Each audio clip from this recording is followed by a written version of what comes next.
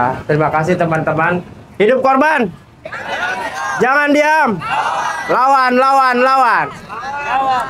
Nah, tadi ada yang cukup menarik dari kawan Noval bahwa pekan ini adalah pekan Indonesia gelap.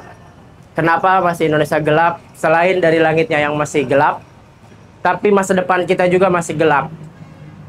Beberapa waktu yang lalu saya dihubungi sama teman-teman dari Kontras dan juga teman-teman dari kampanye untuk ngomongin soal pajak. Masih ingat pajak akhir tahun kita ngeributin soal PPN? 12% persis.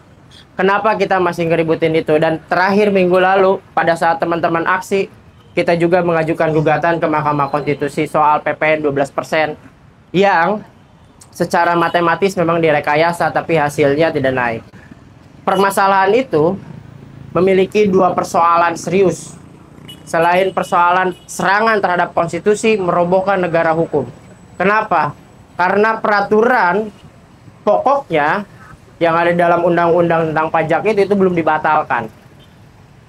Sri Mulyani sebagai Menteri Keuangan itu hanya merevisi, merekayasa nilai-nilainya sehingga nggak terlihat kenaikannya itu. Nah, karena direvisi, selain oleh revisi melalui peraturan menteri, padahal seharusnya ketika merevisi, menurut konstitusi, bahwa pengaturan pajak atau pungutan yang sifatnya memaksa, pernah nggak dipajakin? Pernah nggak dipungut secara paksa, teman-teman? Itu harus diatur melalui undang-undang. Kemarin diatur melalui apa? Peraturan yang dibuat oleh Sri Mulyani. Kesalahan satu terhadap pelanggaran konstitusi, bahwa pajak dan pungutan yang sifatnya memaksa harus diatur melalui undang-undang, nggak bisa diatur melalui peraturan menteri. Yang pertama. Yang kedua, karena peraturan kenaikan PPN soal 12% itu masih tetap berlaku meskipun direvisi, kedepannya di lain waktu, bisa sehabis lebaran atau pas Ramadan, atau pas nanti mau libur Natal atau akhir tahun 2025, muncul lagi bahwa pemerintah nggak ada duit, kita naikin lagi pajak PPN. Akhirnya kita nggak ada kepastian hukum.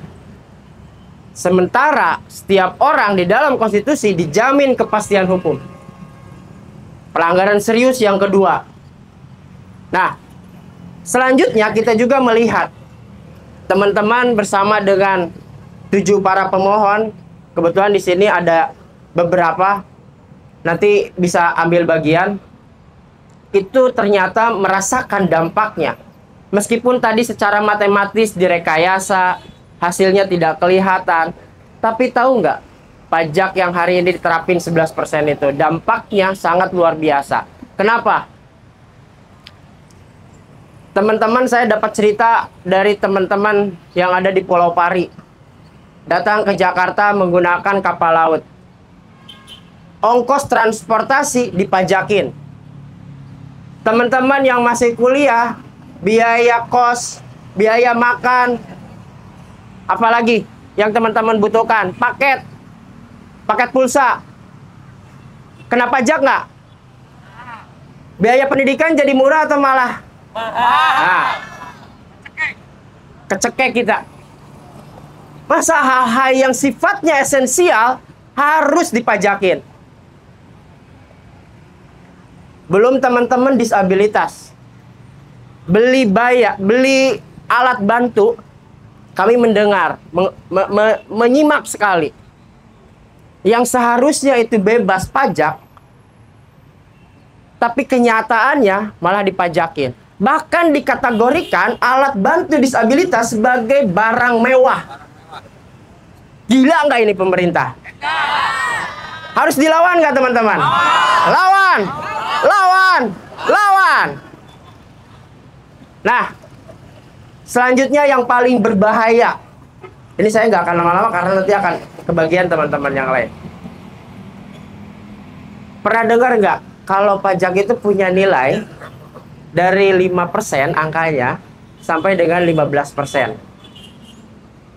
Terus kita mempertanyakan, Apa sih pemerintah menaikkan pajak atau menurunkan pajak? Apa karena proyek makan bergizi gratis? Atau menggaji staf khusus atau utusan khusus yang udah tahu kita defisit tapi malah menambah pejabat? Dari mana duitnya? Dari mana? Dasmu. Nah, dari pajak. Sementara kita kosong duitnya. Kalau itu alasannya, gak ada kejelasan. Kenapa? Karena suka-suka presiden. Dan ini berbahaya. Memberikan diskresi yang luas terhadap pemerintah, check you presiden, untuk mengambil keputusan berdasarkan pertimbangan yang sangat-sangat subjektif. Apakah kita harus mengontrol itu? Harus mengontrol itu? Kita harus mengontrol itu. Di mana batasan-batasan kewenangan presiden? Dan yang paling penting, ternyata di Senayan itu pada diem. Mereka harusnya, DPR itu, bunyi, bersuara, lantang, menyampaikan keberatan terhadap persoalan pajak. Apa alasan menaikkan dan apa alasan menurunkannya? Dan ini tidak ada yang bunyi. Berbahaya sekali buat iklim demokrasi. Sudah mah kita tidak sedang sehat dalam iklim ekonomi, demokrasinya diporak-porandakan. Dan itu berbahaya. Namun hari ini, sore ini, kami sangat senang melihat bahwa denyut perlawanan itu hadir, bersuara, tidak jauh dari meja kerja presiden. Apakah angin konstitusi itu akan terasa sampai meja kerja presiden? Kita mengharapkan itu terus berlanjut. Maka kontinuitas perlawanan dari teman-teman sangat terus dibutuhkan. Untuk itu, karena kemarin itu baru pendaftaran, jadi kami juga memohon kepada teman-teman untuk mengawal ini. Karena pajak ini bukan hanya untuk saya, bukan hanya untuk mahasiswa, tapi untuk seluruh rakyat Indonesia. Dari mulai ujung kaki, urusan sampo, sampai dengan urusan kuku, itu pun juga tidak lepas dari produk-produk, item-item, jasa-jasa, atau apapun yang berkaitan dengan kebutuhan kita akan dipajakin. Kalau bahasa istilah ilmiahnya regresif. Semua orang akan kena. Persis kayak KUHP yang tahun 2023 akhir disahkan, senyap-senyap berlaku dan semua bisa kena. Dan ini berbahaya. Makanya harus diawasin, dipantau, dan kita mendorong Mahkamah Konstitusi, hakim-hakimnya untuk secara serius mempertimbangkan keresahan publik yang diwakili oleh para pemohon yang terdiri dari perempuan layan, organisasi disabilitas, penyandang disabilitas, ada juga pengemudi ojek daring, dan juga mahasiswa yang memiliki banyak keresahan imbas dari kenaikan pajak yang saat ini berlaku 11%. Terlebih kalau pajak beneran diberlakukan 12%. Akan lebih dahsyat lagi dampak secara ekonomi. Dan akan lebih mengkhawatirkan lagi bagaimana ternyata demokrasi kita diporak-porandakan karena tidak ada yang bersuara terhadap hal itu.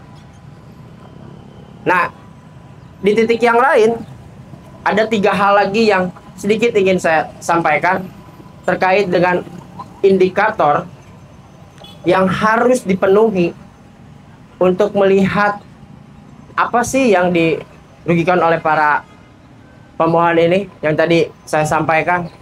Yang pertama adalah dia warga negara Indonesia. Karena kebijakan ini akan berlaku untuk setiap orang. Setiap orang, terlebih warga negara Indonesia. Ada buktinya, KTP, akte lahir. Yang kedua, apa yang harus dibuktikan? Mandat konstitusi. Apa mandat konstitusi bahwa kita boleh mengajukan komplain terkait kebijakan pajak yang semrawut ini? Karena ada amanat dalam konstitusi. Individu ataupun kelompok individu berhak untuk menyampaikan persoalan-persoalan kebijakan yang ada di negeri ini untuk memperoleh keadilan. Mahkamah Konstitusi sebagai saluran kita untuk menggapai keadilan. Kita tempuh. Meskipun beberapa waktu yang lalu kita lesu mendengar Mahkamah Konstitusi diporak-porandakan. Namun apakah hal itu akan terjadi? Secercah harapan terjadi. Buktinya, teman-teman, waktu peringatan darurat pernah aksi? Tidak jauh dari peringatan darurat ada putusan Mahkamah Konstitusi yang sangat menarik. Kalau kita lihat websitenya Mahkamah Konstitusi, undang-undang yang paling banyak diuji itu ada undang-undang tentang yang berkaitan dengan urusan politik. Ada lebih 35 kali permohonan. Mental semua, dari mulai partai politik, tokoh, mental. Tidak dikabulkan sama Mahkamah Konstitusi. Tapi di ujung diajukan oleh teman-teman mahasiswa, Mahkamah Konstitusi berubah. Dan saya melihat perubahan itu kalau di-exercise akan berhasil juga. Sebagaimana pepatah, sedikit demi sedikit di bukit, atau bahasa pepatah yang ada di daerah masing-masing. Nah, yang ketiganya, karena ada persoalan yang sangat spesifik dirasakan berdampak secara serius oleh para pemohon konstitusi ini. Perempuan nelayan, karena dia perempuan, teman-teman yang perempuan, misalnya kesehatan reproduksi, dipajakin nggak teman-teman beli softtek? Dipajakin nggak? Masuk list nggak untuk barang yang dikecualikan dari pajak? Padahal itu adalah barang yang esensial. Kita bisa komparasikan dengan teman-teman perempuan yang ada di penjara. Kesusahannya minta ampun untuk mendapatkan kesehatan reproduksi. Terlebih perempuan yang di luar. Dampak kesehatan reproduksi yang dibiarkan oleh negara akan sangat berbahaya. Apalagi ngomongin soal kesehatan, kan sangat serius. Kita mau menuju Indonesia cemas 2045. Tanda-tandanya sudah ada dari sekarang. Terus ada perwakilan dari teman-teman mahasiswa. Yang satu nggak dapat beasiswa. Sudah tahu kalau dia nggak dapat beasiswa, bayar pendidikan terlebih di sekolah swasta. Seberapa banyak sih kursi pendidikan tinggi yang ada di negeri? Dan seberapa banyak kursi untuk kuliah di perguruan tinggi swasta? Dan berapa banyak mahasiswa yang dari kuliah swasta? Ketika kita melihat bahwa komponen biaya pendidikan itu banyak banget, maka beban pendidikannya pun juga akan melonjak. Teman-teman pasti banyak mahasiswa, pernah ngalamin mahasiswa, begitupun juga saya. Mengalami kenaikan warteg aja, gope. Aduh, kita tawar-menawar. Mbak, jangan dinaikin dulu dong. Kadang-kadang seperti itu. Apalagi ini negara kebijakannya. Naiknya nggak kira-kira. Kalau beberapa studi literatur menyampaikan 11 ke 12 itu bukan 1%. Justru jauh dari situ. Nah, ini hitungan matematis yang kita perlu teliti lebih lanjut. Teman-teman harus rajin lagi merisetnya. Nah, yang selanjutnya, perwakilan yang paling menarik itu adalah persoalan infrastruktur bagi teman-teman disabilitas. Kami mendengar dan juga menyimak bahwa infrastruktur untuk teman-teman disabilitas, aksesibilitasnya ternyata belum terpenuhi. Mau naik busway, Mungkin kita bisa membayangkan kerepotannya teman-teman yang punya alat bantu kaki misalnya. Sehingga jalan satu-satunya agar dia bisa satset dari satu titik ke titik yang lainnya, mungkin dia ngandelin ojek online atau tukang ojek pangkalan. Dan tentu biayanya nggak semurah naik transportasi umum. Nah, sementara naik transportasi dipajakin juga. Nah, ini dampak serius yang juga dirasakan oleh teman-teman disabilitas. Selebihnya ya tentu pasti tukang ojek sendiri, apalagi yang ngandelin paket-paket. Karena paketnya sendiri juga kan kena pajak. Nah, mungkin itu dari saya teman-teman. Mudah-mudahan nggak bosan dengerinnya. Namun bolehkah Kak Sekar ada sedikit tambahan dari Bang Anto atau juga dari Kak Nopi dari Solidaritas Perempuan untuk menyampaikan tambahan beberapa komentar terkait dengan gugatan PPN kita. Silakan Bang Anto dan Kak Nopi maju ke depan. Kita sambut teman kita.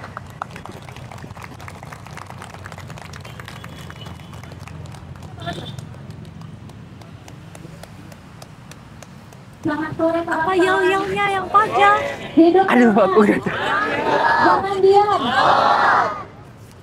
Tadi Kak Afif sudah menyampaikan pelanggaran konstitusi yang dialami akibat kenaikan pajak. Tapi yang pasti kita harus ingat bahwa kenaikan PPN 12% ini juga Si Bang Anto bawa poster doang. Indonesia tidak pernah baik-baik saja. Indonesia tidak terang seperti yang disampaikan oleh buzzer-buzzer di sana. Aja terus nanti Kalau pas sidang teman-teman kita tadi disampaikan Kayaknya sedikit perlu. tentang perempuan, lebih Pokoknya dari itu, datang tuh ntar sidang. anggaran pajak Udah kita dapat nomor registrasi tidak kan? pernah memihak kepada perempuan. Lebih dari itu, alokasi pajak kita hari ini tidak untuk perlindungan perempuan. Ketimpangan pajak masih saja terjadi. Perempuan tidak terlindungi. Saya ingin bertanya kepada teman-teman perempuan di sini, jika boleh memilih gitu ya, ibunya di rumah, apakah harus memenuhi kebutuhan makan keluarganya, atau harus memenuhi pendidikan anaknya, atau apakah ibunya akan memprioritaskan, atau teman-teman di sini apakah akan memprioritaskan untuk kesehatan teman-teman secara reproduksi? Mana teman-teman perempuan yang akan pilih? Kebutuhan di rumah atau kebutuhan khusus perempuan, mana yang akan teman-teman pilih? Tentunya saya yakin mungkin teman-teman akan memilih kebutuhan untuk memenuhi kebutuhan rumah. Tapi yang tadi Kak Afif sampaikan, bahwa kenaikan pajak 12% sangat berdampak kepada perempuan.